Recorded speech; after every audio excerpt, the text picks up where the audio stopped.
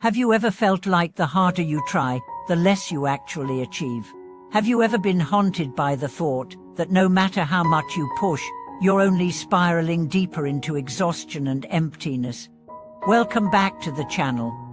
I'm your host, and today we are going to challenge one of modern society's most ingrained beliefs that working hard is always the answer. We've all been told that to succeed, we must hustle harder, grind longer, and give more. But what if that very mindset is the reason we are burned out, anxious, and constantly chasing a happiness that seems forever out of reach? Today, we are going to dive into the ancient wisdom of doing less, not out of laziness, but with deeper awareness and greater alignment. This idea, rooted in Taoist philosophy and echoed by the most resilient minds in history, reveals a path where success and peace are not in conflict, but companions. Let's begin with this paradox. How is it that the more we chase results, the further away they seem to get?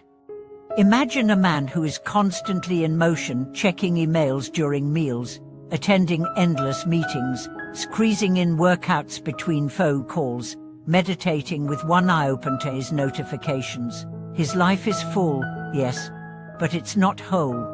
He's busy, but not aligned. Productive, but not fulfilled. He is the face of modern effort. He is also the embodiment of quiet desperation. Compare him with another person. She moves slower, but with intent. She says no more than she says yes. She works fewer hours, yet achieves more. Her energy is calm, not scattered. Her presence is steady, what panicked. She's not lazy. She's mastered the art of non-forcing, of doing what matters and letting go of what doesn't. This is the essence of Wu Wei, the Taoist principle of non-doing or effortless action. It doesn't mean passivity. It means aligning with the flow of life rather than struggling against it. It's understanding that force creates resistance and harmony creates results. Think of water. It flows around obstacles, takes the shape of its container, and wears down mountains not by force, but by persistence and adaptability. Water never hurries, yet everything gets done. We are taught to be the hammer, but maybe we should be the water. Let's consider how this concept translates into real life. In the world of business, some of the most impactful leaders aren't those who micromanage every detail. They're the ones who step back, see the bigger picture, and trust the people they've empowered. They don't react impulsively, they respond deliberately. Their power doesn't come from control, but from clarity.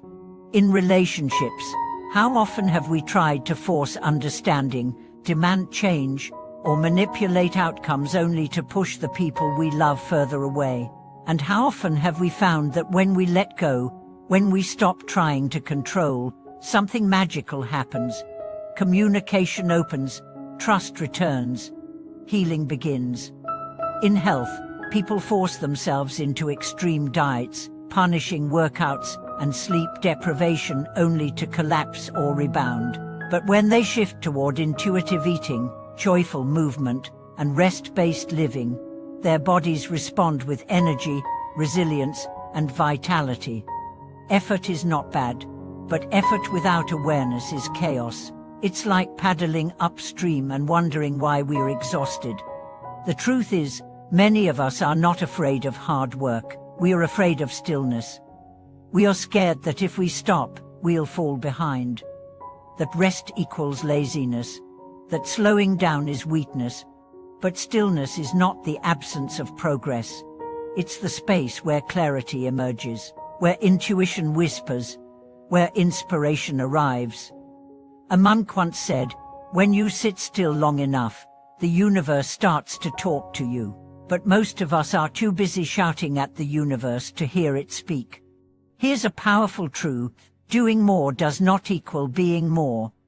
You can attend every seminar, read every book, and take every course, but if you're not aligned with your true purpose, you're just adding noise to a life already too loud. Imagine planting a seed. You water it, give it sunlight, protect it from pests. But if you start digging it up every day to see if it's growing, you're killing it. Growth requires trust, space, and patience. So does success, so does healing, so does joy. It's time to stop measuring our worth by our business ends. You are not your calendar. You are not your to-do list. You are not your productivity app. You are a being, not a machine. And your greatest power comes not when you do everything, but when you do the right thing, at the right time, in the right way. Let's look at the lives of people who have embraced this principle. Steve Jobs was known not just for his creativity, but for his simplicity. He wore the same clothes daily, eliminated unnecessary choices, and focused his energy on a few essential projects. His genius wasn't in doing more, it was in doing less, better. Marie Kondo built an empire not by adding but by subtracting. Her philosophy, if it doesn't spark you, let it go. That's not just for cosets, that's for life. In the world of martial arts, Bruce Lee said, "I fear not the man who has practiced 10-0 kicks once, but the man who has practiced one kick 10-0 times." Mastery is not in variety, it's in depth. So how can we apply this to our own lives? Start by asking, what am I doing out of fear, not out of purpose? What do I say yes to because I'm afraid of missing out, not because I truly care? What have I been forcing that needs to be released? Then ask, what truly matters to me? What brings me alive? What feels aligned, even if it's slow, even if it's small? When you shift from force to flow, from proving to living, from grinding to aligning, everything changes. Your energy becomes magnetic. Your choices become clear. Your relationships become authentic. Your work becomes meaningful. And here's the irony. When you stop chasing life, life starts chasing you. But so, if you're tired not just physically, but spiritually, this is your sign to pause, not to give up, but to let go, to recalibrate, to remember that you are not behind, you are not broken. You are simply being called to a different way, a deeper way. Let your new mantra be this: I do less, but I am more. Thank you for watching this video.